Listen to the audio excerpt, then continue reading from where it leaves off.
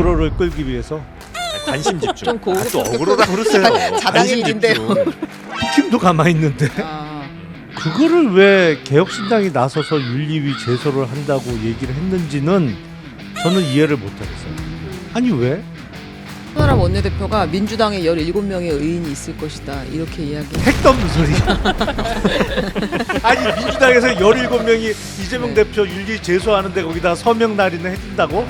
그럼 윤리위 제소 정도의 어떤 그 강한 카드를 꺼내서 어그로를 끌기 위해서 관심 집중. 좀 고급 또 어그로라 그러세요. 자당의 일인데요. 아 이거 개혁신당 얘기 내가 왜 좋게 변호를 해주고 있는지 모르겠네. 정치인들 뭐 이런 거 관련해서 많이 갖고 있다가 이렇게 하나씩 툭툭 내놓기도 해요. 영화에 그런 장면이 이제 등장을 했는데 네. 물론 그런 건 있어요. 그러니까 덮고 싶은 상황이 생겨. 아니면 덮어달라는 어디 위에서 오도가 내려와. 그러면 이거 하나 툭 터뜨리고. 영화를 너무 많이 뭐 봤나? 그거는 뭐 잘 모르겠어요. 아니 이거는 근데 의심하는 분들 네, 많아요. 의심할 만해요. 저도 이제 그 검찰 출입할 때 보면은 네. 그 특정부에서 뭐라고 따라가고 이제 좀 설명을 해주셔야죠. 설명이 안 돼요.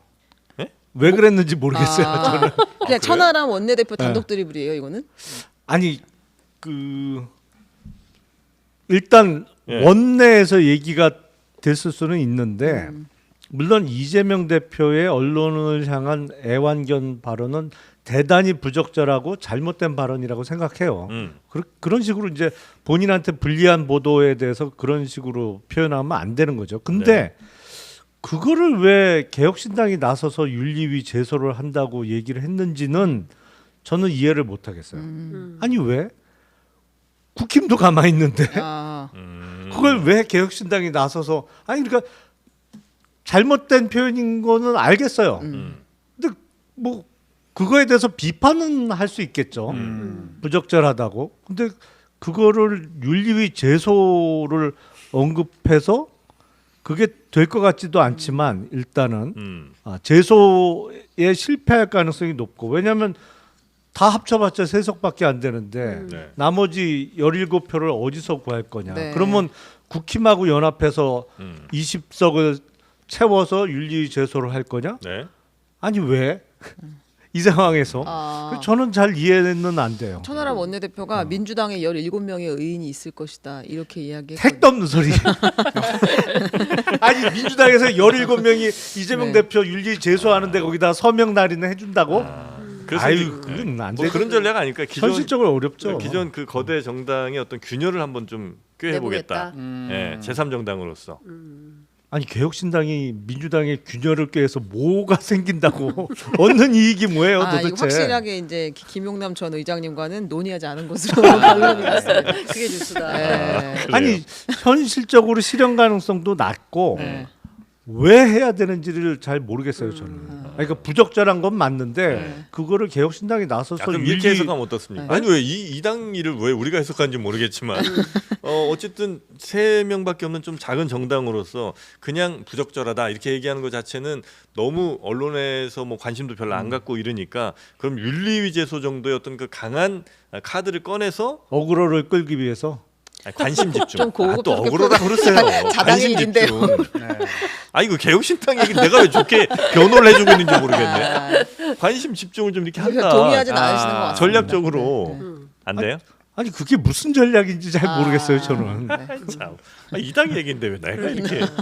이건 뭐 그냥 넘어갈까요 그러면? 네, 넘어가시죠. 알겠습니다. 여튼 우리 정책위 의장님과는 크게 상의되지 않은 걸로 네. 그리고 아마 실현성도 굉장히 낮은 그런 사실 걸로. 뭐 쉽지는 않죠 현실적으로. 그러니까 17명을 어디서 구하겠어요? 아, 아니, 그리고 국민의힘에서 구하면 어때요 그럼 진짜? 아니 그러면 모양새가 우리는 연대하는 모양새이 됐죠. 그렇죠 야당인데 네. 보수연합으로 야당인데 22대 개원 초기부터 국힘하고 합세해서 제1야당의 대표를 윤리 제소하는데 그 야당하고 힘을 합친다?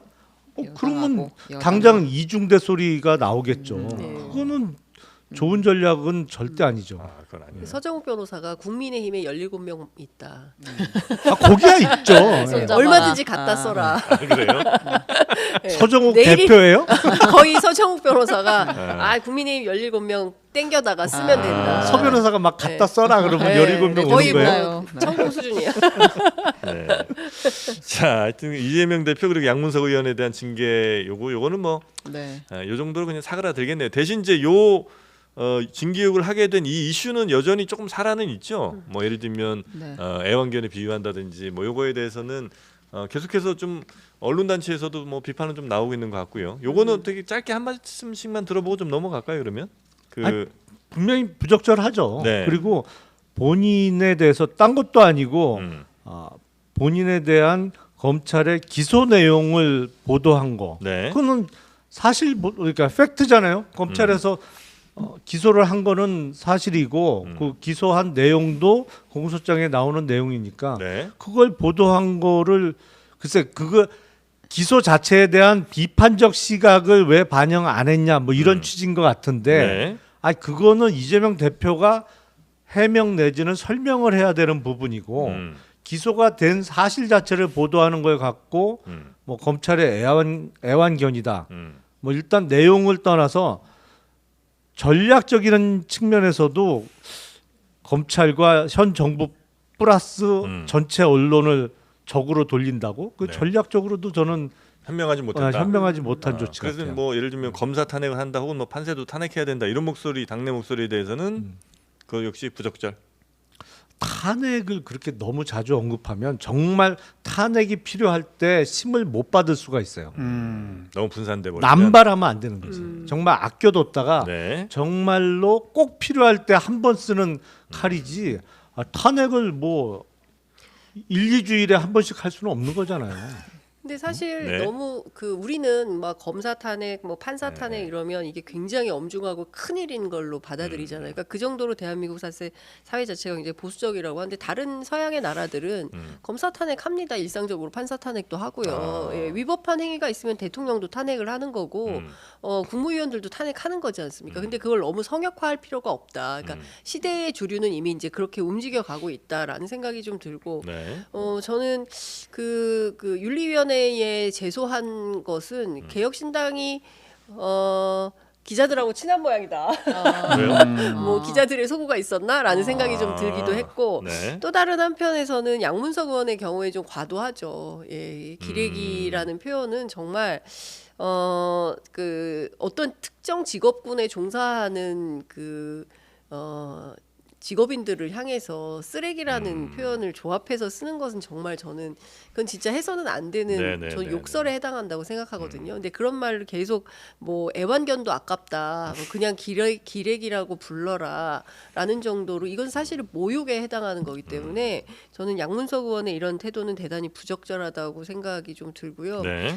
그리고 그날 이재명 대표가 발언한 내용은 말씀하신 대로 저는 비본질이 본질을 덮었다고 생각합니다. 그러니까 이제 주목해 주세요. 사실 그 쌍방울 대북 송금 800만 달러 의혹의 진실은 이러이러한 내용입니다. 이걸 집중적으로 좀 보도해 주시면 좋겠습니까? 네. 같은 말을 하더라도 아다르고 어다른 거잖아요. 그런데 그 얘기를 자기는 하고 싶었겠지만 결국은 검찰의 애완견이라고 말을 하면서 검찰 애완견만 남은 거예요.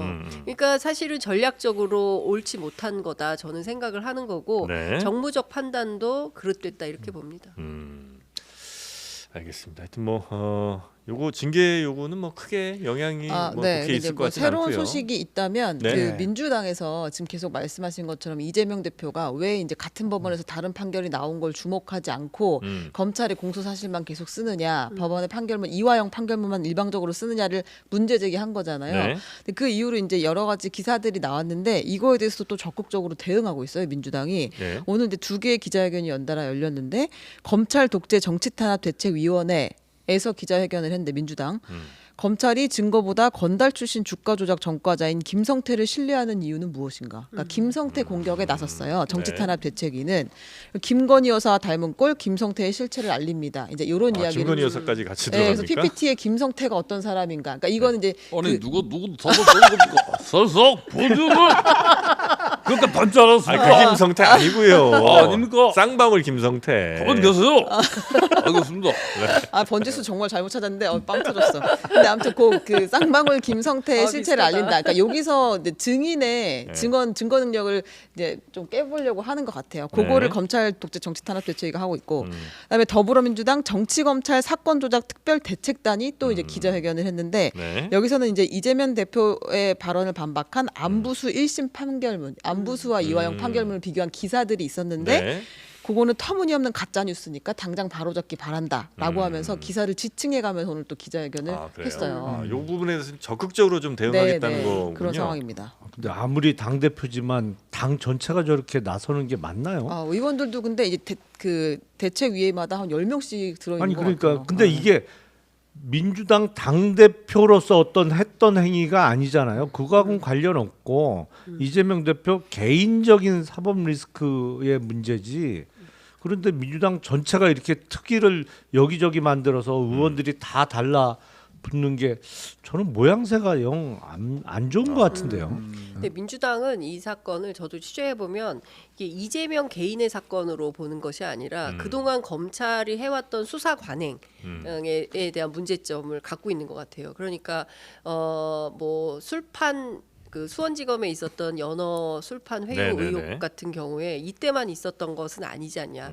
그리고 과거에 있었던 여러 사건들을 보아할 때 문제가 심각하다. 그리고 또 하나는 이제 이제 법원에서 김성태의 진술만 인정하고 국정원의 문건과 보고서와 블랙요원 김모 씨의 증언 뭐 이런 것들에 대해서는 인정하지 않은 것에 대한 문제점을 왜 공공기관인 국정원은 신뢰하지 않고 김성태 쌍방울 회장은 과거에 뭐 조폭 출신의 그다음에 뭐 주가 조작에 네. 그다음에 뭐 불법 도박장 개설에 뭐 여러 가지 있었던 그런 사람의 진술은 이렇게 전폭적으로 신뢰하면서 대한민국의 공공 그 정보기관인 왜 국정원의 그 블랙요원 뭐 서기관급 고위 공직자라고 하는데 네. 이분의 주장은 왜 설득력이 없는 거냐 이게 말이 되는 거냐 이런 얘기를 하고 있는 것으로 보이고요. 네. 이화영 같은 경우에도 본인이 이제 얘기를 하고 있는 거잖아요. 본인이 진술을 바꾸게 된 배경, 그다음에 출정을 뭐 200여 차례 갔지만 결국은 피신 조서를 작성한 것은 19번밖에 안 된다. 그 사이에 네. 도대체 검찰 수사 과정에서 무슨 일이 있었던 거냐. 이제 이런 거를 밝히는 그러니까 논점이 이재명 개인을 위한 것이 아니라 검찰 수사 전반에 대한 것으로 방점을 찍고 이런 것은 바꿔야 되고 그래서 검찰은 개혁 대상이다. 이런 관점으로 가는 것 같습니다. 네, 네. 네. 그 민주당에서는 그 총력전으로 거의 네. 나서는 것 같고요. 그렇습니다. 네. 근데 이게 이제 말씀하신 거는 이재명 대표 한 명의 문제가 아니라 검찰이 그동안 쭉 잘못했던 것들을 이재명 대표와 관련된 사건을 좀 더 적극적으로 대응하는 걸로 이렇게 얘기를 하는 거지 꼭 이재명을 위해서만 그러는 건 아니다. 이렇게 이제 민주당은 생각한다는 거죠. 그렇죠. 그러니까 네. 그러니까 이재명을 통해서 드러난 사건이고 파생된 사건들이기는 네, 하는데 네. 뭐 이재명 개인을 위해서 충성을 한다 뭐 이런 것은 아닌 것 같아요. 다만 이제 밖에서 볼 때는 어쨌든 그렇게 하니 보이기는 이재명 방탄처럼 보일 수 있겠다는 그런 측면은 민주당에서도 알고는 있겠군요. 근데 사실 네. 과거에 이제 한명숙 모해 위증 사건 때도 보면 그때도 이런 문제들이 있었거든요. 근데 그때는 사실 잘 민주당이 그렇게 적극적으로 싸우지 않았었죠. 그리고 민주당 안에도 검찰 눈치 보는 사람들이 많은 거 아니야? 뭐 혹시 검찰에 뭐 수사 대상에 있는 거 아니야? 뭐 이런 의혹들이 있었던 네. 것도 사실이고 검찰 출신들이 안에서 그런 문제들을 좀 조율을 했다더라라는 네. 얘기도 들리기도 하고요. 반면 이번에 들어온 검찰 출신들은 제일 적극적으로 검찰 개혁을 해야 된다고 외치고 있기 때문에 그분들이 총대 메고 네. 가고 있기 때문에 그때 한명숙 사건 때하고는 완전히 분위기는 많이 네. 다른 것 같다. 예. 아니 지금 검찰에 계셨잖아요. 네. 그 정치인들 뭐 이런 거 관련해서 많이 갖고 있다가 이렇게 하나씩 툭툭 내놓기도 해요. 영화에 그런 장면이 이제 등장을 했는데 네. 물론 그런 건 있어요. 그러니까 그 전에는 여야 균형을 맞추기 위해서 뭐 발표하거나 기소를 하는 시점을 조금 조절을 해서 여당 쪽 정치인 몇 명 기소하려면 야당 쪽도 구색을 맞추는 뭐 이래서 균형을 맞춰요. 시기 조절을 시기적으로. 아니 왜냐면 여당 하나 한쪽만- 부르면 야당 하나 부르고 아니 뭐 계속 예를 들어서 야당 쪽 정치인들만 기소를 하든지 구속영장을 치든지 그러면 그렇게 비춰질 수가 있잖아요. 그래서 아. 여당 쪽도 구색을 맞추기 위해서 시기를 조절하는 건 있지. 아, 근데 그래요? 그런 건 있는데 음. 대검에서 뭐 정말 그 어마어마한 정보를 쌓아놓고 네. 필요할 때마다 꺼내 쓰는 하나씩 건 꺼내서 이건 아니고. 그 정도로 정보가 많지는 않고요. 아니면 그건 어때요? 그 연예인들 무슨 마약이니 뭐 이런 거 쭉 갖고 있다가 제일 사람들이 이제 관심 있어 할 만한 거 쭉 갖고 있다가 덮고 싶은 상황이 생겨. 아니면 덮어달라는 어디 위에서 오도가 내려와. 그러면 이거 하나 툭 터트리고. 영화를 너무 글쎄 많이 뭐 봤나? 그거는 뭐 영화니까.